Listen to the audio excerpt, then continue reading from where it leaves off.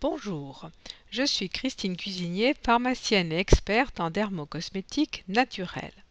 Aujourd'hui, je vais vous montrer comment réaliser le sérum de Perrine dont la formule a été définie la dernière fois. Bonjour Perrine, tout d'abord, pour fabriquer votre soin dermocosmétique sur mesure, nous allons voir quels sont les ustensiles dont vous allez avoir besoin. Tout d'abord, vous aurez besoin d'un bécher ou un petit pot en verre dans lequel vous allez verser les ingrédients de la formule. Pour faciliter le dosage, je vous conseille des cuillères doseuses, une de 5 ml et une de 2 ml. Vous aurez également besoin d'une petite tige pour vous permettre de mélanger votre sérum. Vous aurez besoin enfin d'un flacon dans lequel vous verserez votre sérum.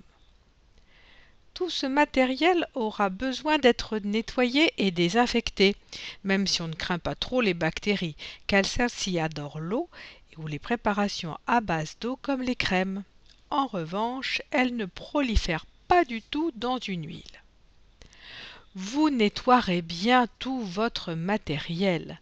C'est une question d'hygiène et vous utiliserez pour cela du papier chiffon, imprégné d'alcool à 70 degrés. Voici l'alcool. On nettoie alors le bécher, puis les cuillères doseuses, celle de 5 ml, celle de 2 ml et enfin la petite tige en verre. Quand vous aurez bien nettoyé votre matériel, vous allez y mettre vos huiles. Nous allons donc prendre les 4 huiles qui vont répondre à vos 5 besoins. Voici là l'huile de pépin de raisin pour traiter vos pores dilatés, l'huile de chanvre pour traiter votre coupe rose, l'huile d'argousier pour vos taches brunes, qui est aussi une huile anti-teint interne, et enfin l'huile d'avocat pour vos rides. Voilà, vous avez vos 4 huiles.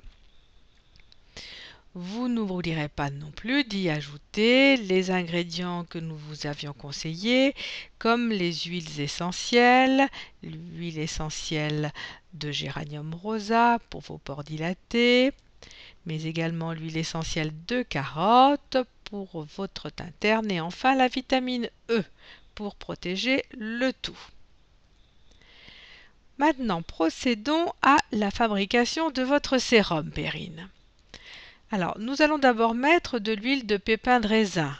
Nous allons en mettre 10 ml 5, soit 2 grosses cuillères bien pleines. Voilà pour l'huile de pépin de raisin.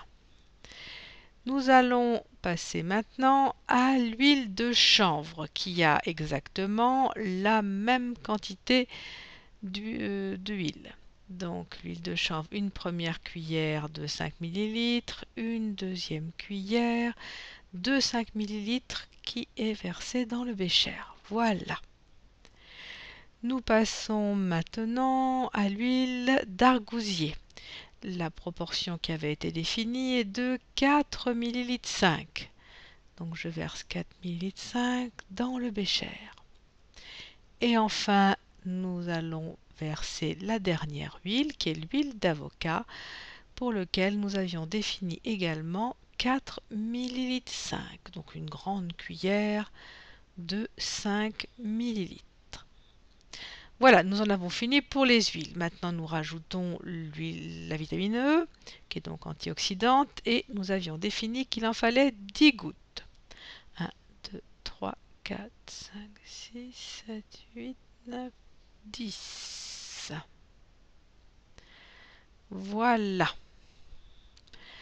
Nous allons y rajouter les huiles essentielles après avoir bien mélangé. Voilà. Donc nous y mettons l'huile essentielle de géranium rosa.